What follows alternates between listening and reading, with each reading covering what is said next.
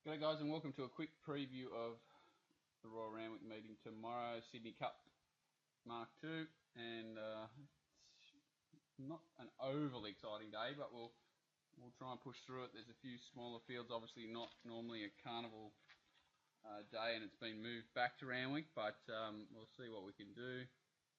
Rail 2 metres. Gonna have to think that with it, this new track since the Kensington's been taken away, the inside's obviously draining a lot better than it used to. That's what we're being told, and that's why the lanes are not so prevalent as they used to be. And gonna have to think that back to the 2 metre mark, there's a big chance that the inside will be a good place to be, and chopped up it'll be hard to run on again. So running on wide may be a bit of an issue. Keep an eye on that, but it'll also still be a fairly testing track regardless of the good weather that's we've had for the last week and a half. So start the day with an open 1100 metre race for the 2-year-olds. No scratchings at the moment. Debonairly comes up about $1.90 favourite in early betting. To me, it's a funny little race. Debonairly shows up 4 weeks between runs. Darhad shows up first up from a spell. Silent shows up second start in a race off a 900 metre win on a good surface, a good 3 at Newcastle, and now jumps to 1100 metres on heavy track. Siam's 81 days between runs and one 900 metre trial, and the bottom one's jumping heavily in class and in distance from an Orange Maiden win. So the only horse I haven't spoken of there is the Mighty Fed. It's gone from 11 to 12. Strong winner there. Was given every chance in a good ride, but they did run good time and it was strong to the line. Did run a decent race also behind Condor Heroes on debut. Now drops back to the 1100, hard fit. Probably a little bit awkwardly drawn and may give them a start, and that's the only real negative I can find here. Debonairly obviously gets the best of it up front, but it does really look to get the setup of the runners, the Mighty Fed, and around $6.50 is probably the way I'd be looking at things here, just because Darhad may be a little bit vulnerable first up on this sort of track at 1100. Silence has obviously got to prove itself over the 1100 on a heavy surface coming off a 900. Debonairly gets synthetic hoof filler, which is interesting to me, plus the 4 weeks. Says that there may have been a little issue there that they're trying to manage.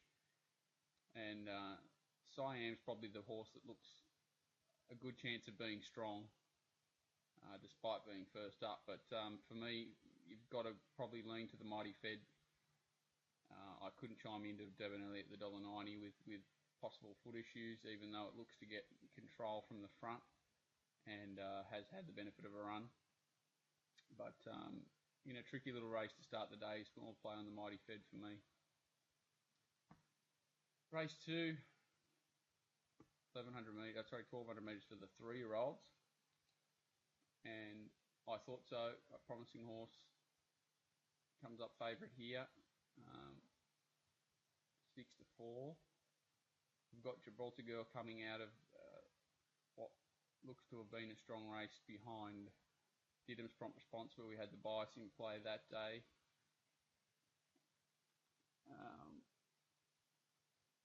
And then you've got Jazeera first up. Twist Top's coming off a little break from the Pomelo race on that really heavy track at the end of the day. Quick Feet first up. Calabas is coming off a provincial championship final where it didn't have a lot of luck and wasn't really in the right spot at any stage. A definite forgive. France, who looks a really talented galloper, resuming, and Kawakini probably finding a little bit harder race than what it's been in lately. But in saying that, not disgraceful form, and definitely doesn't look a $31 chance like its early price read. So summing that all up again, we'll have a quick look at I thought. So this horse has really done nothing wrong. This is where it comes out from and Rosa Caroline running off up a the fast fence tempo here. by Termally Pretty. Did have a bit But of I cover thought so earlier. the outside with Bravissimo. Then Pedway towards the Sorry, no inside. cover. A length after Rosa Carolina. Comes out from All wider. In This Rhythm. is after it had put in a good win on towards debut, the being fence, followed perfect by rhythm. Terminally Pretty. Bicey And have the been last two, dominant winners Terrain since. Miss Came and out Walk here and Right beat in. 400 out Diddums, now. who It's it's Coco coming up Excel on the outside of here, inside which of was the Ozar. winner of the Diddums being pushed along. Pedway going up the fence. I thought so. Moves to the outside, running on. Rosa Carolina getting into the clear. I thought so. Races up now to hit the lead from Diddums and Ozar. Clear from Rosa Carolina and Travancore running on. I thought so in front from Diddums. I thought so a half length. So this now race a has length been in front, and I thought so extending clear for a nice win. Itself. Diddums in second, and if we have a quick look at sort of the form behind there, Rosa Carolina's come out and run well. Every horse, like its provincial, it's just in a really strong form race. And it then went to the Gosford Guineas, over 1200 again, and just go before the turn. He's just pulling out here. 400 metres to go. Flash Vivian and Dortmund led. Really tough to do this at Gosford. Take off early before the turn and sustain a run. Tribal Wisdom just had it back the whole way, and even saying that, it's shown its custom to turn a foot there, and it's just pulled up for mine. I think it's thrown the race away completely, and probably wins me a good length or so if it doesn't have some issues. Been back to the trials, done everything right there. The one thing for me is I would have liked a bit of a solid tempo. That's something that this horse could sit off, but it's every chance it's probably going to end up, outside the leader or somewhere up on pace again from the wide gate with no real pace underneath. But definitely the most promising type for me, and deserved favourite. But there are question marks. I think Calabasas is hard fit. Will race closer from an inside gate. Can run a solid race. I'll be keeping an eye on the betting with France. I'm probably leaning to it needing the run, but can be there, and Tessera's in the same boat as it. They're probably the three most dangerous horses. And Kawakini's one definitely for the multiples at $31. But yeah, for me, I thought so clearly from Calabasas.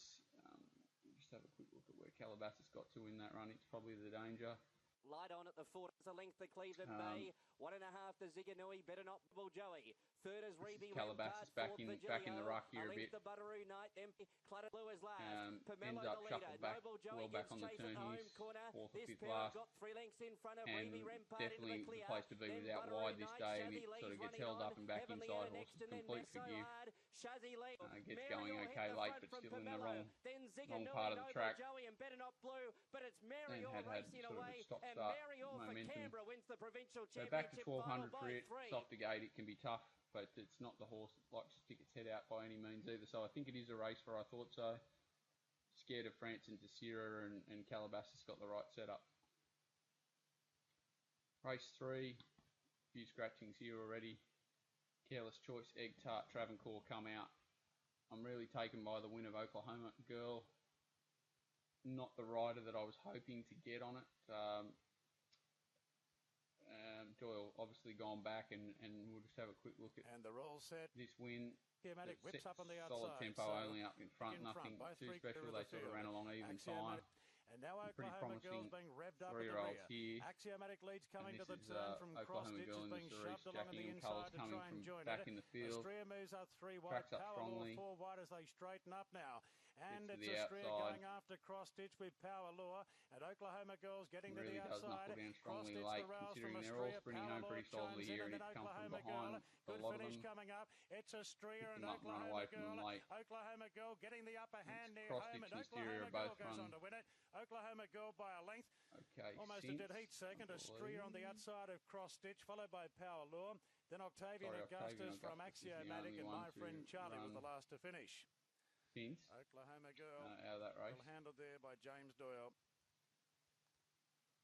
That was the win of that last 50 metres is almost one a dead heat of from Astria. Power Lord chimes in, and then Oklahoma Girl. Like Good finish coming up. It's Astria and Oklahoma Girl. grade. Oklahoma It's Girl getting the upper been hand pretty near dominant home, over and this lot. Oklahoma Girl goes on to win it. Oklahoma Girl by... And should get conditions to suit tomorrow. Shouldn't get too far back, you wouldn't imagine. Should be strong. Black on Gold resumed with a strong win in weaker grade at the provincials, but definitely one that's suited by these conditions. Second upper miles, a slight query, but should be okay.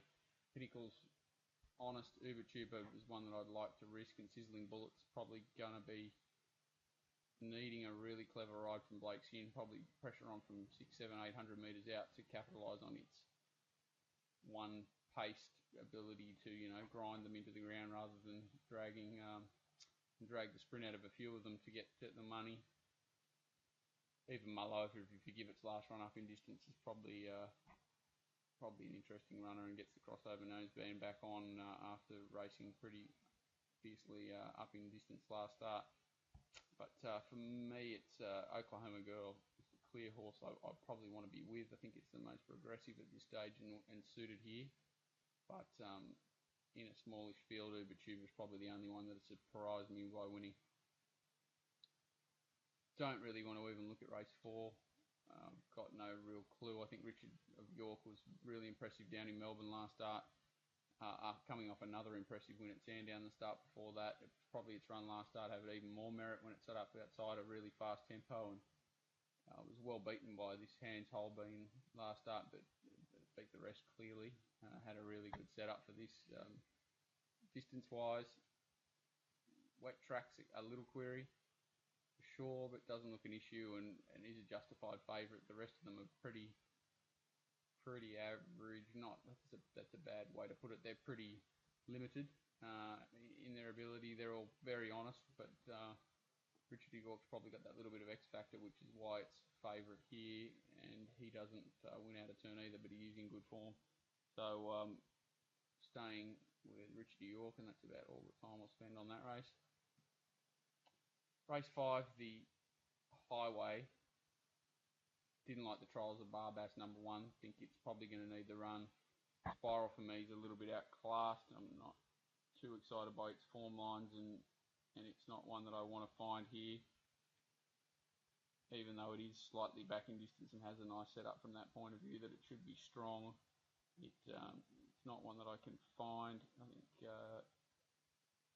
Like a Shot got completely lost last start behind Pianisabo. That form's starting to look alright. There's a winner or two come out of that already, and it looks fair enough. Form should settle closer. Senior rider Tommy Berry taking over is a positive. Hard fit, handles the going, and does look a potential player. Schedule's obviously had a few issues and been late scratching a couple of times. His preparation was probably being set for the country championships and then ended up just back in a pretty strong scone race last start. Never looked the winner at any stage and got over the top of them. Did find the best part of the track there, but still is a horse on the up. And my issue with it is that it may be back last and giving away a huge start, which could be an issue. A lot like Holmes, an interesting horse. McLaughlin trained runner from Taree thought it was a really strong win the other day.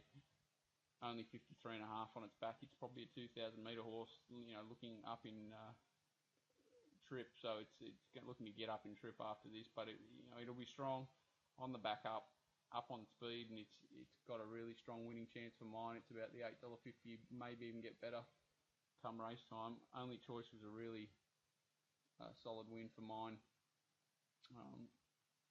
last start. Really like what these two horses did. Summer Surf, it's a lot. He's ridden patiently. A length Quint Australis, a length Larp at 3 deep. After it, second place getters outside the lead, so these two pair off late. The inside was Annecy down to the 200. His only choice going up to Ave, running a mighty race. Further back, it's a lottery. It's Only Choice and Ave on the inside, and Only Choice. What a finish! Only Choice has got up to win it. I think it's definitely a horse on the up and can run a really strong race here. And probably the other horse that I want to find in it. There isn't a great deal of speed, which is probably why I'm leaning to a lot like Holmes marginally, because it's going to be up there and strong, and it may be tough to run on, and it's going to be a better price. So it's the one for me at the odds. I think that Like a Shot and Only Choice are the scariest dangers, racing a little bit closer to the speed than schedule probably will be. And they're the ones for me in a pretty competitive highway. Race 6 is, with the scratching of broadsides, really become an even bigger lottery. There's just no leader. You got Montauk and Himalaya Dream, who both don't really want to be up the front. Look like the main competitors. My Psychiatrist with the blinkers on and an inside gate may kick up. There's not many horses here that look really well set up. I think Montauk for me, even though it's 7 weeks between runs, has had it as a recent trial. and to me it's suited at a mile, whereas a lot of these may not be. My Psychiatrist and Grand Dreamer are really honest, but probably not ideally set up here. They're the three that you want to find, and I wouldn't be surprised if one of the other sort of staying types runs a race, but it's a pretty tricky race. Montauk, if I had to have a bet, My Psychiatrist was okay in a pretty weak race last start, but in with the blinkers applied and possibly racing in a more forward position could give them something to chase, and this horse up from Melbourne's already been heavily backed and probably finds the right price now around the $3, $3.50 mark, but definitely not one I could jump into at those odds either. Second up from a spell coming up to Sydney on a testing surface. Race 7 and a couple of nice horses here. Resuming, I'm risking Sir Bacchus 61 kilos in middle gate. I think it's going to get a long way off him. There's a couple of leaders here, and I don't think he's going to get close enough to scare them, considering he's having to have to go past a few nice horses. I'm the Lady's an interesting horse, resuming fresh 1,000 metres, something we haven't seen too much of from her. She's had no trial coming into this, so she's going to be really fresh. She may easily get up there with the two leaders, another geared, highly geared, and Super Maxi. Could easily slot in, in that third position right behind them, and she can run a tricky race when she's in the mood. She'd definitely be very hard to beat if she was in the right frame of mind here to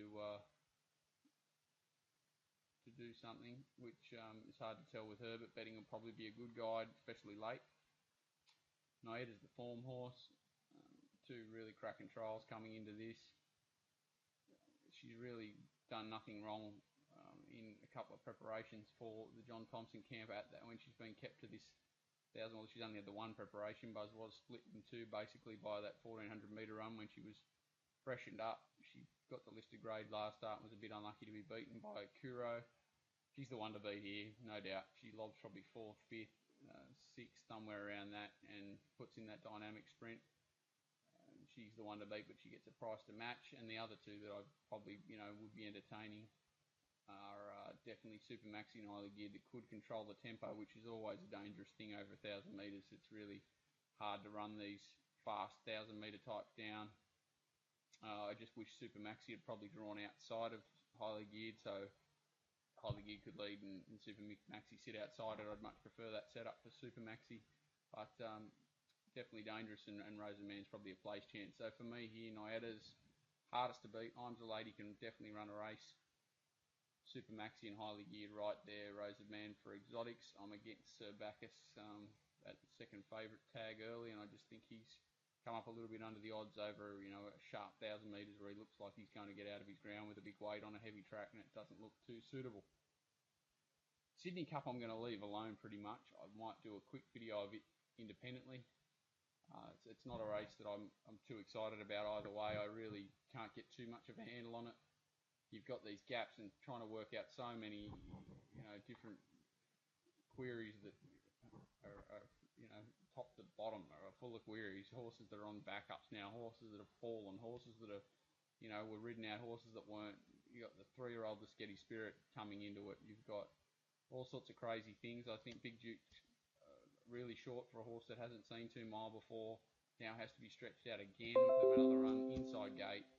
There's just a lot to scare me about Big Duke. I can't be with it. The 2 Godolphin runners are probably the easiest to find, but I can't get too excited about them. I thought Who Shot the Barman and Kinema were probably the value. I think Who Shot the Barman's got out to around the 20 to 1 mark, and Kinema's 33 to 1 with a few places, and it's probably the value, but again, a race I'm not too excited by, and I definitely won't be chiming into, but I'll be betting around the favourite if I was betting.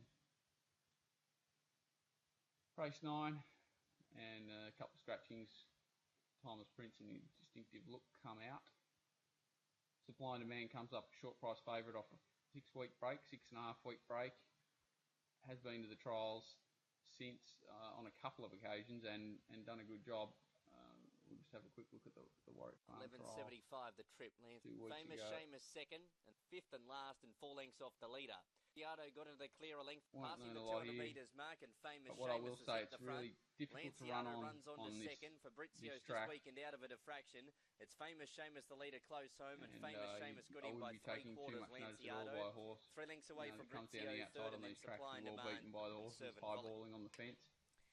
Put in So, 2 good trials now this that preparation. was The good old enough boy, for me to Famous Seamus, suggest for he's Kieran going to run McAvoy and Noel Mayfield positive Smith. race here. He's obviously being targeted at something probably at Scone in a few weeks, up over the mile, but 1,400 metres with that little bit of a freshen and a couple of nice trials. This looks perfect.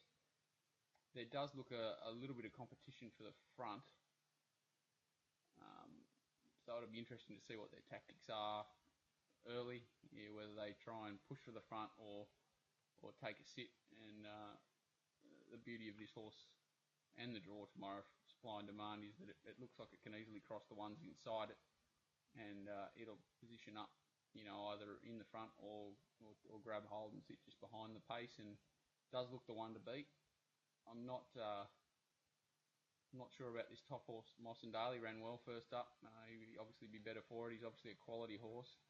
4 weeks between runs, going from 12 to 14.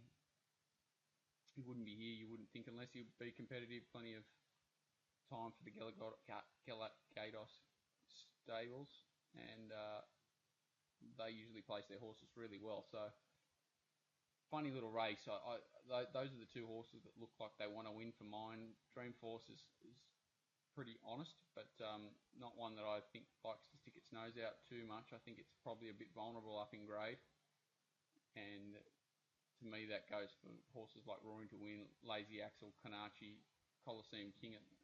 This is as far as he wants for mine. Even Pianissimo is really not a horse that I'd be too scared of, even though it was a solid winner first up in easier grade. I think the 2 winners in the race are Supply and Demand and Moss and Dale. I think they'll be in positive positions here, and one of them will probably win for mine. No special odds there either, so not a race I'm getting too excited about. The last race, it's again a very, very soft race. You've got Gretna favourite coming off of just an absolute gifted win last start.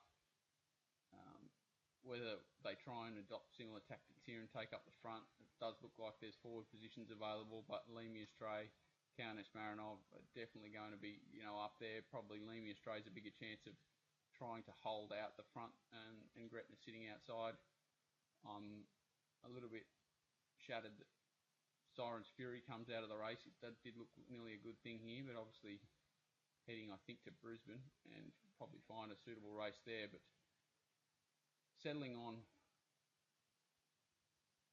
Anisha, coming off a little bit of a freshen, 4 weeks back in grade, just looks like it gets enough pressure up front here and things to suit. Obviously, if the pattern's saying you've got to be inside and up on the speed, it's probably going to be difficult for her, but if you can make ground, she should be in the right position. Vi Napoli resumes. That's not an easy thing to do, 1,400 on this sort of ground. I'm not overly excited about her until she finds the right race with a bit of fitness on her side.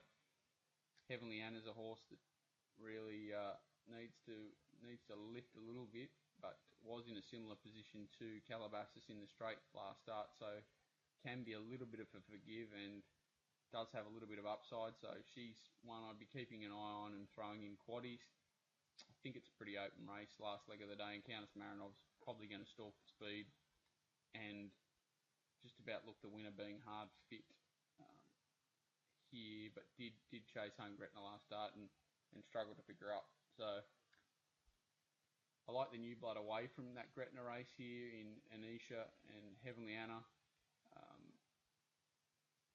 One that I wouldn't leave too many out of the quaddie if you're that sort of player going wide in the last. I think just about anything can win. Even Replique first up can possibly run a race. It's had the 2 trials and she's got a bit of class when she's right, and this is definitely a winnable race. It's just right there for the taking. So Anisha and Heavenly Anna for me with a very small play and going wide in quaddies to finish the day. So that was a quick review.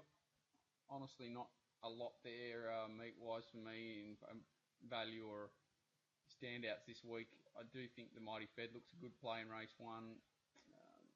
I thought so. Looks very difficult to beat in race 2.